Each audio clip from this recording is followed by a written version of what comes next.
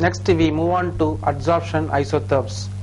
Adsorption isotherm is the relation between the magnitude of adsorption with respect to pressure at constant temperature. There are 4 different types of adsorption isotherms. So first type is when the amount of adsorption increases with respect to pressure up to this point. Then after this there is increase in pressure, amount of adsorption is, there is no increase in amount of adsorption. It is, this portion is nothing but layer formation.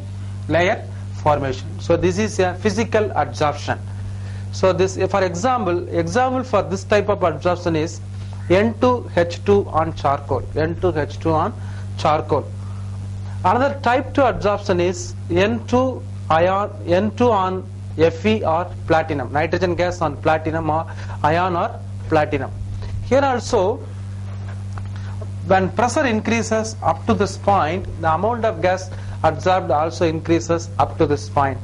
After this point, when increase the pressure, there is no increase in the amount of gas adsorbed. There is a layer formation. This portion is nothing but layer formation. So this is also this layer formation. After this first layer formation, again you increase the pressure. This PS is nothing but saturation pressure. Once gets the saturation pressure, there is no adsorption, only layer formation. Then type 3 is, example is bromine, Br2 on silica gel or alumina. Here also, when increase the pressure, the adsorption also it is gets slowly increases. After the saturation process, this is the maximum pressure. After this, the adsorption gets increased, amount of gas adsorbed gets increases. So this is the type 3. And type 4 is benzene, example is benzene adsorbed on silica gel. And type 4 and 5 is the capillary condensation of liquids, that is gases into liquids. You take this very capillary tubes, that is the condensation of gas molecules. So this is the gas molecules gets condensed. When you increase the pressure, when increase the pressure, this gas molecule gets condensed, is converted into liquid. So type 4 and that is the 4 and 5 is an example of capillary condensation of gases into liquids. Here also, up to this, when pressure increases, amount of gas also gets adsorbed, amount adsorbed also gets increases. After this, this is a layer formation. Again increase the pressure, amount of gas adsorbed increases, then layer formation. So multi-layer formation, due to that gases are converted into liquids. Here also same thing, when increase the pressure, gas amount adsorbed also increases up to this. After this, when increase the pressure, saturation pressure, there is a layer formation, multi-layer formation. Due to that multi-layer formation, the gas molecules gets condensed into liquids. So these are the 5 different types of adsorption isotherms. Actually, what this isotherm means, there is a relationship between magnitude of adsorption. Magnitude of adsorption is nothing but amount of gas adsorbed with respect to pressure at constant temperature. This is called adsorption isotherm. So these are the different types of adsorption isotherms. Then we move on to Frendlich adsorption isotherm.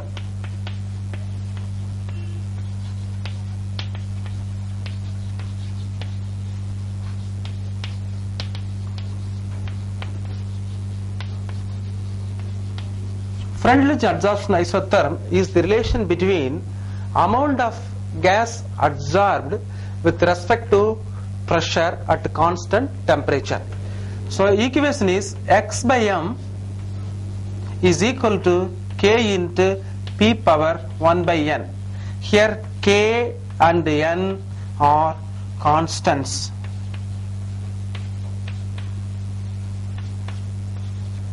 Then X is the amount of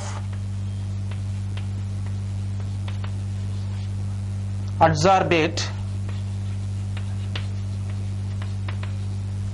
and M is the amount of adsorbent, amount or mass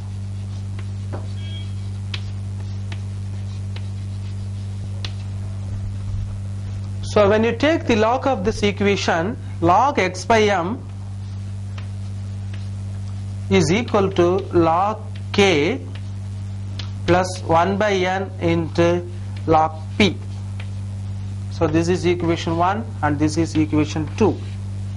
When you draw, this is in the form of y is equal to mx plus c, straight line equation.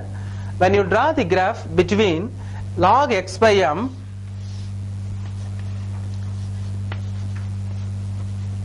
with respect to p, we will get a straight line. The intercept is equal to log k, slope is equal to 1 by n. From the intercept value and slope value, you can evaluate, you can calculate the n and k values. So this is the Frendlich adsorption isotherm. Suppose you draw the graph between x by m versus pressure, you will get a graph like this. At low pressure, the graph will obey this Frendlich equation up to this. At low pressure, x by m is equal to k into p. At optimum pressure, this completely obey this Frendlich equation, that is x by m is equal to k into p power 1 by n. At high pressure, there is a layer formation, x by m is equal to constant. So when you take the log, you will get the straight line graph. Without log, you will get the graph like this. So this is called Frendlich adsorption isotherm. Next we move on to another isomer, Langmuir adsorption isotherm.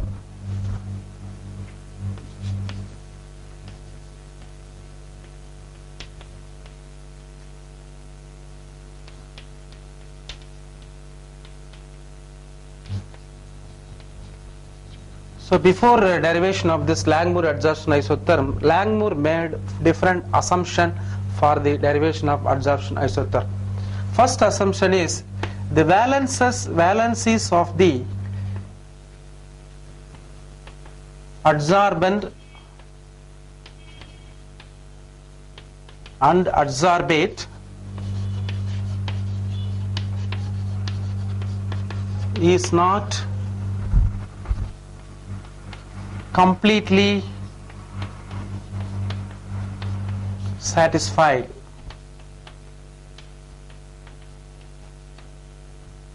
The second is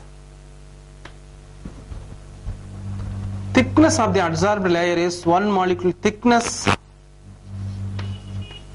is 1 molecule thickness.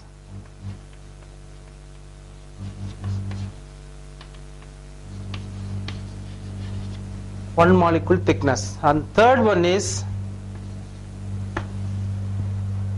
there is no interaction between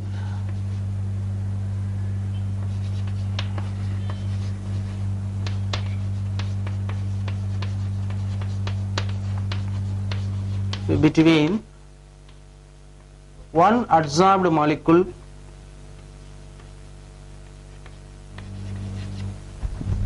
with other adsorbed molecule.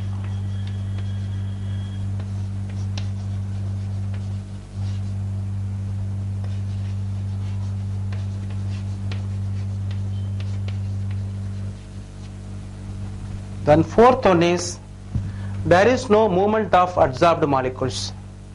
No movement of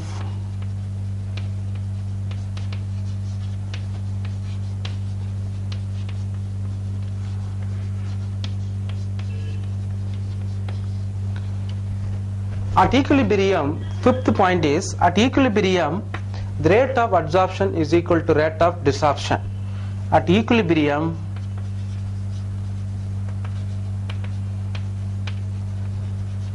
rate of adsorption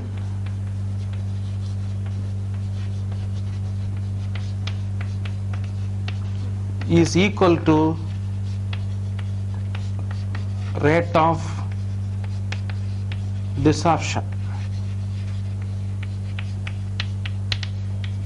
And the sixth assumption is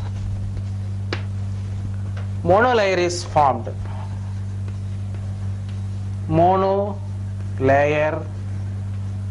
is formed. Uniform layer.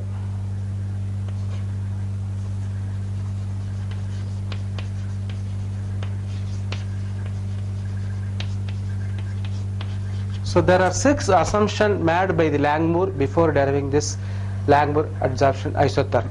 First assumption is the valencies of adsorbent and adsorbate is not completely satisfied. It means the absorption is not complete.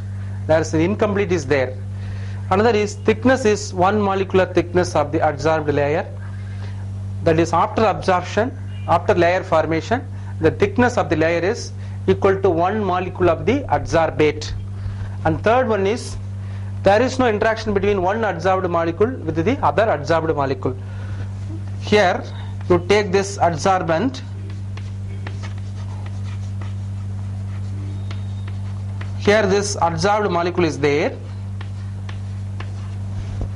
no interaction between this adsorbed molecule and another adsorbed molecule. So this is the third assumption. There is no interaction between the one adsorbed molecule with the other adsorbed molecule. And fourth assumption is no movement of this adsorbed molecule. It should be within this localized sites. There is no movement of this adsorbed molecule from this place to anywhere else. And fifth one is at equilibrium, rate of adsorption is equal to rate of desorption. What is desorption? Desorption means the adsorbed molecules gets desorbed away from the adsorbent surface. Gets away from the adsorbent surface. So at equilibrium, rate of adsorption is equal to rate of desorption. And sixth assumption is only monolayer is formed, that layer is uniform layer. So these are the 6 assumptions made by Langmuir before deriving the Langmuir adsorption isotherm. So now we will see the derivation for the Langmuir adsorption isotherm. So derivation,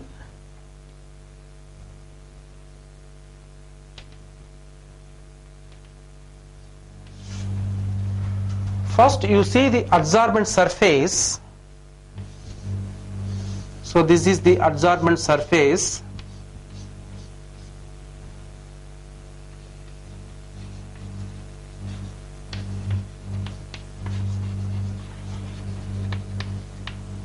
Any molecule, any gas molecule hits with the adsorbent surface. A is the gas molecule, hits with the adsorbent surface M, will give AM.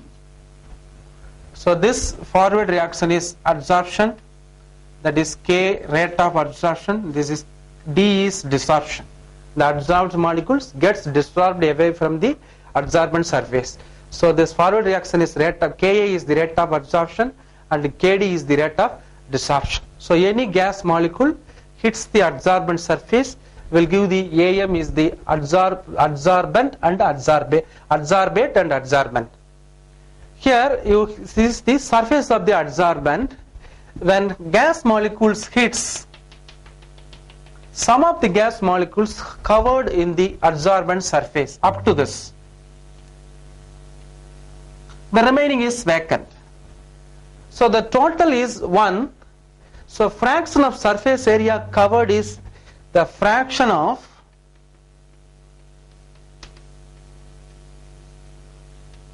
surface area covered is theta.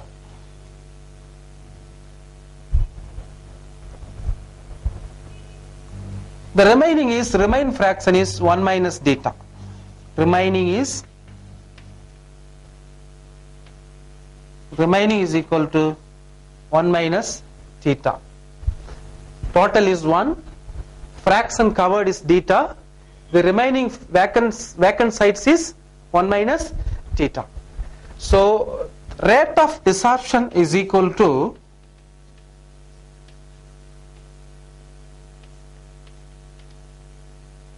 rate of desorption, that is RD is equal to KD into theta. Rate constant for the desorption and the area covered, fraction of area covered by the gas molecules. Only those, what is the area covered by the gas molecules only gets dissolved. The remaining area is free. There is no gas molecule is absorbed. So here only the gas molecule is there, gets dissolved. So this area is theta. So the rate of desorption is equal to, with respect to this area, that is theta. So the rate of desorption equal to Kd into theta, because this area is covered by the gas molecules, gets dissolved. The remaining area is free and ready to another absorption. So therefore rate of absorption is equal to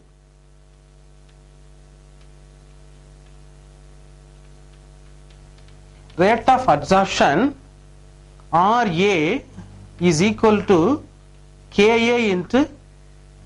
into 1 minus theta into gas pressure. So 1 minus theta is this area. So rate of absorption, this is the free area which involved for the absorption. This area is already covered. So rate of absorption is equal to free area into gas pressure and rate constant for the absorption. A is nothing but absorption, D is nothing but desorption. Kd is the rate constant for desorption, Ka is the rate constant for absorption.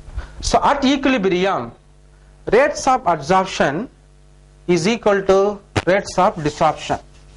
At equilibrium,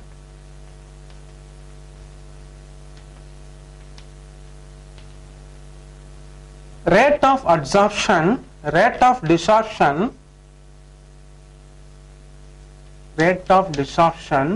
is equal to rate of absorption.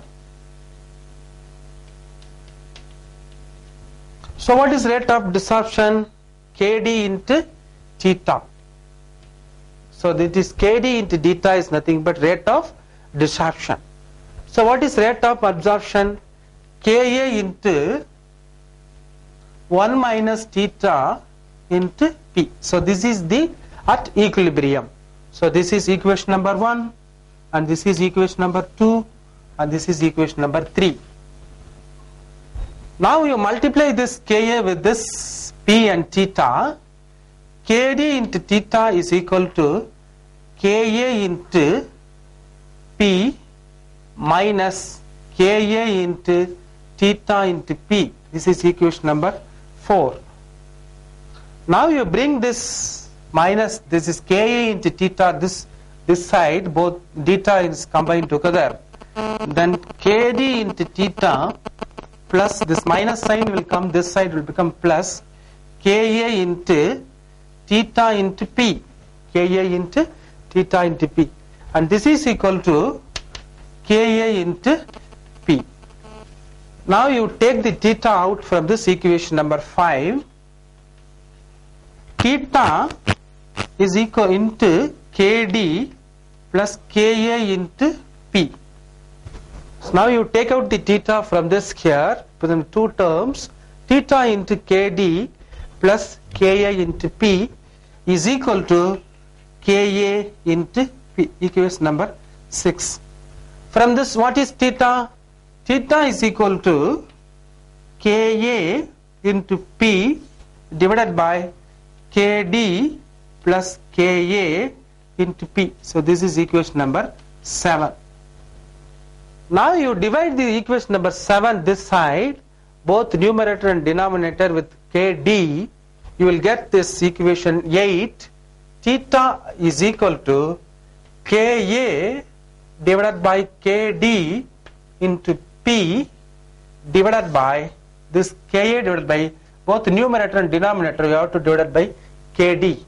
Now this Kd divided by Kd plus Ka divided by Kd into P.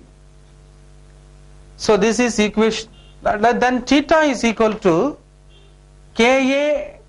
This is K into P divided by Kd divided by Kd is equal to 1 plus K into P. Since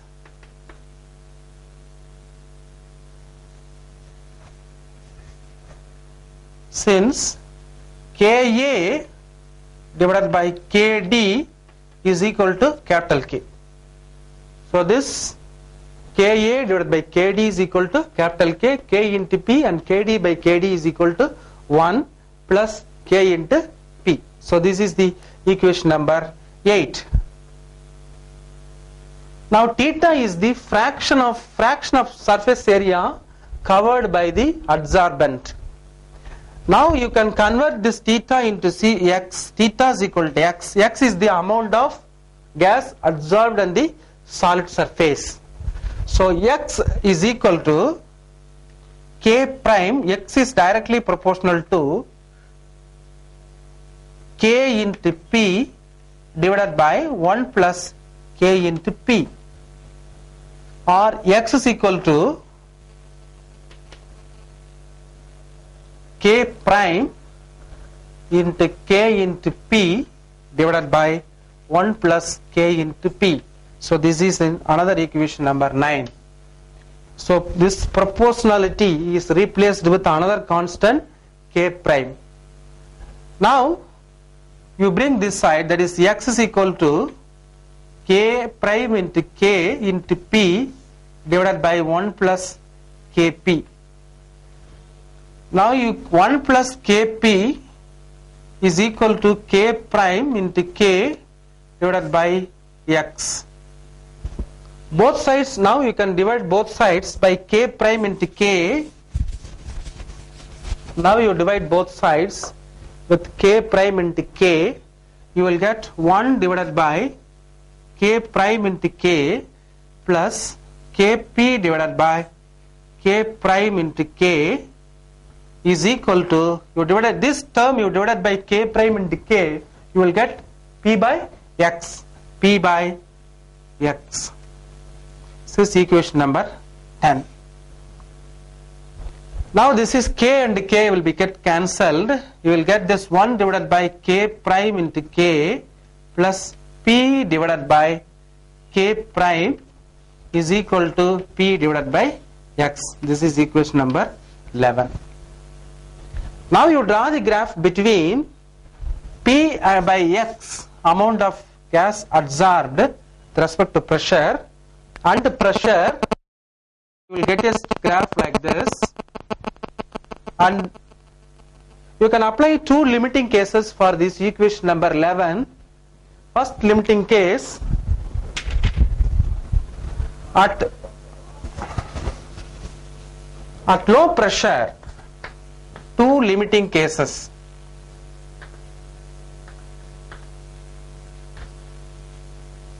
At low pressure,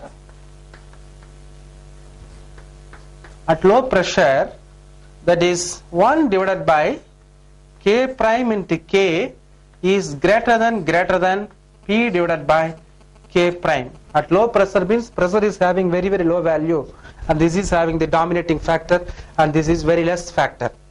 So in this you can apply this limiting case, and the equation 11 is reduced to 1 divided by K prime into K is equal to P by X. Then you take this X this side, X equal to P into K prime into K. So this is equation number 12. At low pressure, the amount of gas adsorbed is with respect to pressure. At low pressure condition, two limiting cases you can apply. At low pressure condition, and this term is dominating and this term is nullified. It is very small value, and this is, you can compare this should be neglected. You equate these two terms. Now X equal to P into K prime into K. This is constant, and equation with respect to equation 12, the amount of gas adsorbed is directly proportional to pressure. So up to this point, at low pressure, when increase the pressure, amount of gas adsorbed also increases. This is the first limiting case. Then apply for the second limiting case. At high pressure,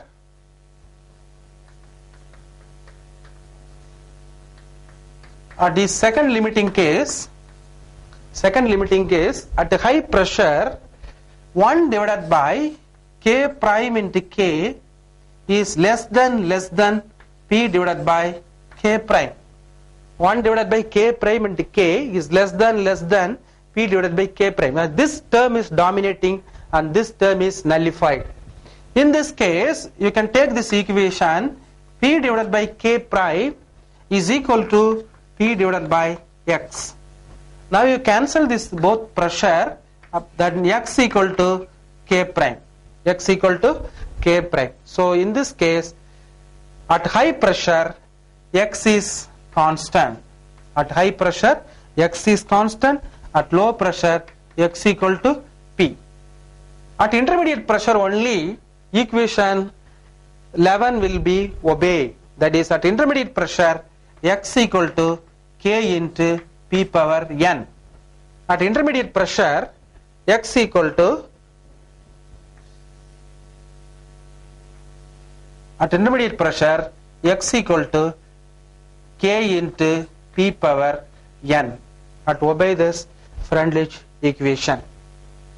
So this is the explanation about this derivation and explanation about this Langmuir adsorption isotherm. Langmuir adsorption isotherm holds good, satisfied well only in the case of low pressure. At high pressure it having the failure.